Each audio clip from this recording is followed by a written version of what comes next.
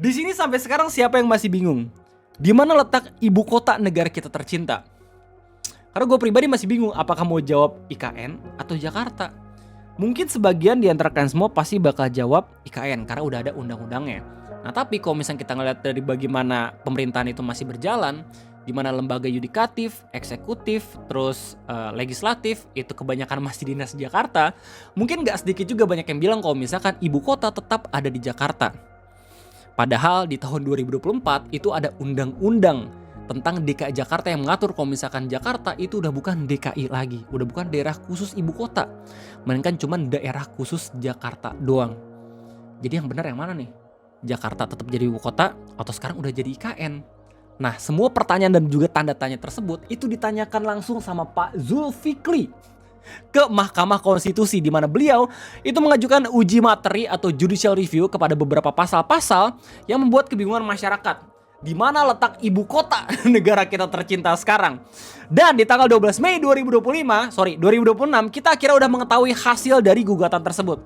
Di mana ini udah ada banyak banget beritanya, kayak misalnya dari Kompas, di mana gugatan tersebut ditolak dan MK tegaskan ibu kota negara tetap ada di Jakarta. Yes, gak cuma satu berita dari Kompas doang, tapi juga ada banyak banget berita-berita lain. Kami misalnya dari berita satu dengan judul MK tegaskan ibu kota Indonesia hingga saat ini masih Jakarta.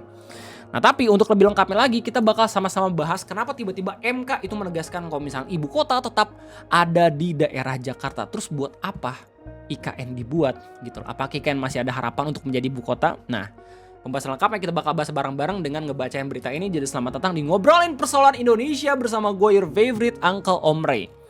Setelah highlight berita ini rame di Twitter, banyak banget orang-orang yang langsung pada misuhin IKN. Ya, IKN seolah-olah udah kayak pemborosan anggaran doang gitu, nggak beda jauh sama beberapa program-program pemerintahan yang lain. Ya, terus banyak juga yang langsung ngebanding-bandingin dan juga nyaman-nyamain kalau misalkan akhirnya ini proyek sama kayak apa yang terjadi dengan Pak Tom Lembong dan juga Pak Nadiem Makarim. Harusnya siapapun yang mencetus IKN ini itu juga harus dikasusin. Nah tapi untuk langsung loncat ke itu semua, kita harus baca bareng-bareng tentang gugatan dari Pak Zulfikly sendiri ke Mahkamah Konstitusi, di mana beliau itu juga sama kayak kita, merasa kebingungan gitu loh. Ini sebenarnya ibu kota kita tuh ada di mana? Soalnya secara kepastian masyarakat awam banyak yang kagak tahu. Berdasarkan berita dari Kompas dijelasin kalau misalnya Mahkamah Konstitusi menolak untuk seluruhnya permohonan uji materi Undang-Undang Nomor 3 Tahun 2022 tentang Ibu Kota Negara atau UIKN.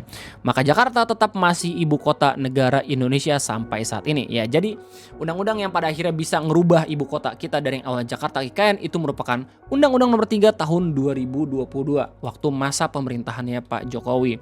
Di mana sidang pengucapan putusan nomor 71 PUU strip XXIV /2026 itu dipimpin oleh Ketua MK Soehartoyo di ruang sidang pleno Gedung 1 MK hari Selasa, di mana mereka itu menolak permohonan pemohon untuk seluruhnya, kata Soehartoyo. Dikutip dari laman resmi MK, Mahkamah dalam pertimbangannya menguraikan bahwa menurut pemohon, norma pasal 2 ayat 1 Undang-Undang Nomor 2 Tahun 2024 tentang Provinsi Daerah Khusus Jakarta yang menyatakan Jakarta bukan lagi ibu kota dinilai tidak sinkron dengan norma pasal 39 ayat 1 UU IKN, sehingga menimbulkan keadaan kekosongan status konstitusional ibu kota negara. Jadi sama Pak Zulkifli itu coba untuk dihubungkan antara pasal 2 ayat 1 Undang-Undang Nomor 2 Tahun 2024 tentang perubahan nama ya, Provinsi Daerah Khusus Jakarta, sama norma pasal 39 ayat 1 UIKN yang memindahkan ibu kota.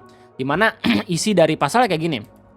Pasal 2 UU DKJ mengatakan kalau misalkan dengan ini undang-undang Provinsi Daerah Khusus Ibu Kota Jakarta diubah menjadi Provinsi Daerah Khusus Jakarta. Jadi udah gak ada istilah namanya DKI Jakarta, tapi cuma DK Jakarta doang. Sementara pasal 39 UIKN itu mengatakan kalau misalkan kedudukan, fungsi, dan peran ibu kota negara tetap berada di Provinsi Daerah Khusus Ibu Kota Jakarta sampai dengan tanggal ditetapkannya pemindahan ibu kota negara dari Provinsi Daerah Khusus Ibu Kota Jakarta ke Ibu Kota Nusantara dengan keputusan Presiden. Sebenarnya dari pasal 39 UIKN ini harusnya udah jelas gitu ya, kalau misalkan IKN itu masih belum menjadi ibu kota selama masih belum ada kepres yang mengatakan kalau misalkan ibu kota udah pindah dari Jakarta ke IKN. Itu alasan kenapa banyak banget lembaga negara yang masih dinas di Jakarta. Cuman Pak Zulfikly itu bingung, soalnya pasal 39 UIKN itu nggak yang terlalu relevan kalau misalnya kita ngelihat pasal UU DKJ. Soalnya namanya udah berubah, udah bukan DKI Jakarta lagi, tapi cuman DK Jakarta. Makanya pasal 39 UU IKN itu jadi kagak relevan, soalnya kagak ada yang namanya DKI Jakarta, cuman DK Jakarta doang. Dimana menurut mahkamah, nah ini langsung tuh keputusannya langsung dijawab sama Mahkamah Konstitusi. Kekhawatiran itu tidak tepat. Ya, dalam menafsirkan norma pasal 2 ayat 1 UU Daerah Khusus Jakarta, itu harus dibaca menyeluruh dan dimaknai dalam kaitannya dengan norma pasal 73 undang-undang tersebut. Begini bunyinya. Nah, jadi dijawablah sama MK kalau misalkan ya keterkaitan antara dua pasal ini nggak cuma bisa dihubungkan hanya dengan pasal tersebut, tapi juga ada pasal lain kayak misalkan pasal 73 Undang-Undang DKJ yang bilang kalau misalkan undang-undang ini mulai berlaku pada saat ditetapkan keputusan presiden mengenai pemindahan ibu kota negara Kesatuan Republik Indonesia dari Provinsi Daerah Khusus Ibu Kota Jakarta ke Ibu Kota Nusantara. Nah, ini semakin jelas lagi kalau misalkan perubahan nama dari DKI Jakarta ke DK Jakarta itu bakal ditetapkan ketika ada kepres yang memutuskan kalau misalkan ibu kota Indonesia itu pindah dari Jakarta ke IKN. Ya, maka dengan adanya penjelasan seperti ini kita harusnya tahu kalau misalkan DK Jakarta itu masih menjadi daerah khusus ibu kota Jakarta. Kata lain, IKN masih terus dapat pembangunan gitu ya, tapi di satu sisi ibu kota kita masih ada di DKI Jakarta. Nah, cuman highlight dari berita ini banyak banget yang bilang kalau misalkan ya IKN udah bukan jadi ibu kota lagi gitu, tetap DKI Jakarta gitu. Terus habis itu orang-orang langsung pada mempertanyakan, lah kenapa dibangun IKN? Ya, masa kita cuma pengen buat jungleland doang, kan lucu gitu loh. Ya nggak sih? Sekarang orang-orang kan pada ke IKN karena emang pengen liburan doang, ya nggak sih? Kalau misalnya lu lihat dari beberapa postingan-postingan orang, pasal dalam Undang-Undang DKJ tidak dapat berdiri sendiri dan harus dibaca bersamaan pasal lain yang menyatakan bahwa aturan pemindahan baru benar-benar berlaku saat Presiden menandatangani Kepres pemindahan Jakarta ke IKN. Ini muncul pertanyaan yang baru. Kapan Kepres ditandatangani sama Presiden? Tinggal kemauannya Pak Prabowo sendiri gitu. Kalau misalkan IKN jadi ibu kota beneran. Ya, janjinya sih kalau nggak salah ya, gue sempat baca beritanya di tahun 2028 kata Pak Prabowo. Cuman gue nggak tahu apakah itu janji doang atau emang beneran bakal dilakuin, kan kita nggak tahu kedepannya kayak gimana, ya nggak sih? Mahkamah juga menegaskan tidak ada status gantung atau kekosongan hukum.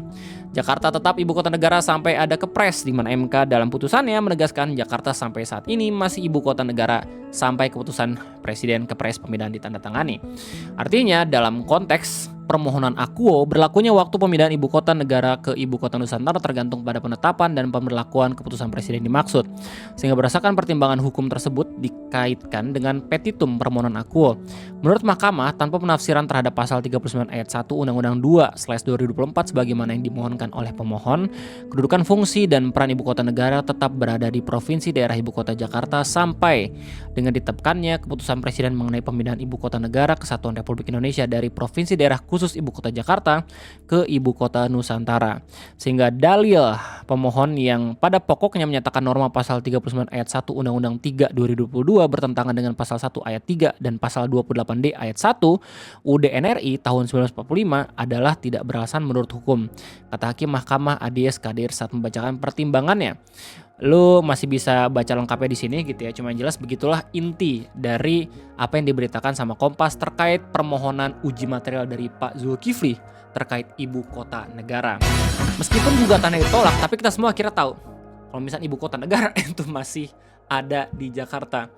Dan di Twitter ini ramai banget menjadi bahasan ya, dan juga diskusi orang-orang yang mempertanyakan terus IKN buat apa dibikin. Apalagi setelah di posting ulang sama Jakarta Talk gitu ya, dimana mereka buat caption berdasarkan putusan terbaru per 12 Mei 2026 Mahkamah Konstitusi menegaskan bahwa Jakarta ibu kota negara Indonesia, dan for information anggaran untuk IKN per 2025 aja udah 75 triliun, terus nggak jadi apa-apa. Bisa bangun berapa sekolah itu harusnya. Lo makin kaget lagi dengan lihat bagaimana kutipan dari postingan ini, makin brutal dan makin banyak orang-orang yang ngerespon. Dari Kiki, kalau ngikutin logik yang sama kayak kasus Tom Lembong dan Nadiem Makarim, harusnya yang ngusulin IKN juga ditangkap ya. Faris bilang ini yang ngusulin bikin IKN harusnya juga ditangkap. Inisial Jokowi layak di Raden Yusril, jujur dulu ngeliat proyek IKN itu kayak gede banget. Ngapain bawa anggaran segede itu, tapi semenjak ada MBG angka itu jadi kerasa kecil.